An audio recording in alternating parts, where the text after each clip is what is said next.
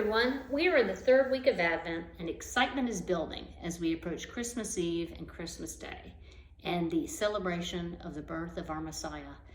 Last week we talked about Sarah and Abraham. Today we are going to be talking about Elizabeth. Now just imagine for a moment if Sarah and Elizabeth and Mary were sitting around the table talking and just enjoying each other's company and sharing the occurrences of their life. You know, each of these women had something in common. Each of these women had no expectation of having a child. Sarah was barren. She didn't have Isaac until she was 90. Elizabeth was also barren, and she had John the Baptist completely by surprise to both Elizabeth and her husband Zechariah. And then we have Mary, and we know what her story was, and we're going to be talking about Mary and Joseph next week. But if they were around the table talking about the stories of their lives, if you could be a fly on the wall, what you might take away from their conversation is this: that each of these women responded to the news that they were going to have a son with joy. At first, they might have been a little overwhelmed, but ultimately they responded with joy.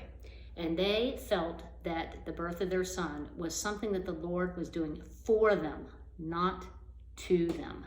Oftentimes when something that we don't expect happens in our life, we often, or I should perhaps say sometimes, feel that the occurrence is being done to us and we lack gratitude.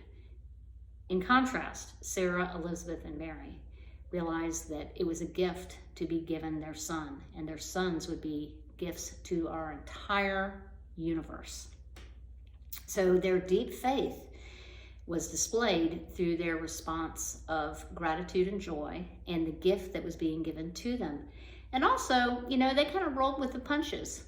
In Sarah's case, she rolled with the punches when her son was named Isaac, which meant he or she laughs. Elizabeth's husband, Zechariah, the priest, was rendered mute because he couldn't believe when the angel Gabriel told him that he was going to have a son. And we know what went down with Mary and Joseph. We'll talk about her more next week. But to a lady, they were receptive and they rolled with the punches. And the lesson to us is that the Lord's will be done no matter what we do. And sometimes, you know, he's a witty and smart creator.